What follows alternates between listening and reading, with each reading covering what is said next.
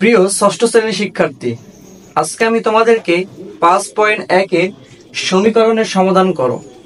দেখো আমাদের সমীকরণ অঙ্কগুলো কিভাবে করতে হয় আজকে তা তোমাদেরকে শেখাবো। একদম সহজ ও ইজি। দেখো অঙ্কটা খেয়াল করো, সমীকরণ হচ্ছে 12 নম্বর অঙ্ক। ঠিক আছে, 12 নম্বরে কি বলেছে, আগে অঙ্কটা উঠায় চলো। x + 4 = হচ্ছে 30। আচ্ছা দেখো, আমাকে হচ্ছে সমীকরণে এখানে x এর মান বের করতে হবে। আচ্ছা, যেহেতু আমাকে এখানে x এর মান বের করতে হবে, এটা সবসময় মাথায় রাখতে হবে। আমরা যেটা মান বের করবো সেটাকে সবসময় বাম পাশে রাখার চেষ্টা করব। অনেক ক্ষেত্রে আমাদেরকে সেটা প্রক্ষান্তর করতে হয়, x কে ডান পাশে নিয়ে যেতে হয়, পরে আবার নিয়ে আসতে হয়। তবে বেশিরভাগ ক্ষেত্রে মনে রাখতে হবে, আমরা যার মান বের করব তাকে হচ্ছে বাম পাশে রেখে বাকিগুলোকে ওপাশে পাঠাই দিব। যেহেতু দেখো এখানে x এর সাথে শুধু কি আছে, 4 আছে, সেক্ষেত্রে দেখো আমি শুধু x এর মান বের করতে হবে। সেক্ষেত্রে আমি এখানে x কে রেখে এই 4 কে কি করব, ওপাশে পাঠাই দিব। আর মনে রাখতে হবে, যখন এই পাশে পাঠাই দিব, এই পাশে প্রথমে যা আছে ওটাকে লিখতে হবে। প্রথমে এই পাশে কি ছিল, 30 মানে 13 ছিল। দেখো তাহলে 13 আমি আগে এখানে লিখলাম। এরপর 13 লেখার পরে কি পাঠাইছি বলতো, 4 কে পাঠাইছি। এরপরে আমরা এখানে এসে কি লিখবো, 4 লিখবো। কিন্তু কথা হচ্ছে ভাইয়া, দেখো এখানে 4 এর আগে কি ছিল, প্লাস ছিল।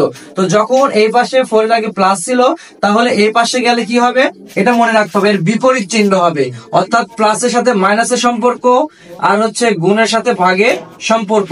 তাহলে প্লাস থাকলে এ পাশে আসলে হবে মাইনাস, আর মাইনাস থাকলে ওই পাশে গেলে হবে প্লাস। আর এই পাশে যদি গুণ থাকে ও পাশে গেলে হবে ভাগ, আর এই পাশে যদি ভাগ থাকে ও পাশে গেলে হবে গুণ। অর্থাৎ যোগের সাথে বিয়োগ, গুণের সাথে ভাগের সম্পর্ক। তাহলে 4 আগে ছিল প্লাস, তাহলে প্লাস থাকলে বিপরীত চিহ্ন কি হবে, মাইনাস হবে। তাহলে এখানে কি চিহ্ন দিতে হবে, মাইনাস। অতএব তাহলে x সমান এবার কি পাবো ভাইয়া, দেখো তো এবার x সমান হচ্ছে 13 - 4, 13 - 4। তাহলে 13 থেকে বাদ দিলে কত হয়, খেয়াল করো, 9।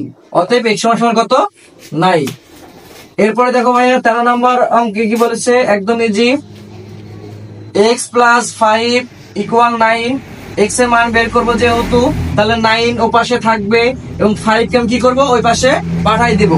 5 এর আগের পাশে কি ছিল, যোগ ছিল, ওই পাশে গেলে কি হবে, বিয়োগ হবে। অতএব x সমান 9 থেকে 5 বাদ দিলে কত হয়, দেখো তো ভাইয়া, 4। এটা হচ্ছে আমাদের অ্যান্সার। এরপরে 14 নম্বর দেখো তো,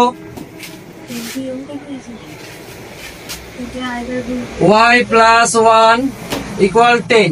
আমি দেখো এখানে কিসের মান বের করতে হবে, আমাকে y এর মান বের করতে হবে। তাহলে আমি 1 কে ওপাশে নিয়ে যাব। তাহলে 10 এপাশে আগে থেকে ছিল, 1 কে যদি ওপাশে নিয়ে যাই, আগে ছিল হচ্ছে প্লাস, 1 এ আগে ছিল প্লাস, এবার কি হবে, মাইনাস। অতএব y সমান হবে কি, 9। এরপর দেখো ভাইয়া 15 নাম্বার কি বলেছে, এটা একদম ইজি। y - 5 = 11। এখন y এর মান বের করবো, তাহলে আমাকে কি নিয়ে যেতে হবে, 5 নিয়ে যেতে হবে। তাহলে 11 আগে থেকে ছিল, এর জন্য 11 কে রেখে দিলাম। 5 যদি ওপাশে যায় তাহলে এখানে হবে +5। অতএব y সমান কত হবে ভাইয়া বলো তো, এটা যোগ করলে হবে হচ্ছে 16। এরপরে দেখো তো ভাইয়া 16 নাম্বার অঙ্কে কি বলেছে,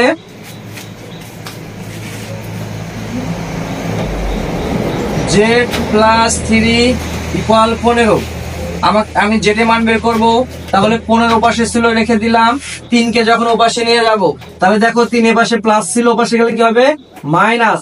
অতএব z সমান 15 থেকে 3 বাদ দিলে কত হয় ভাইয়া, 12 হয়।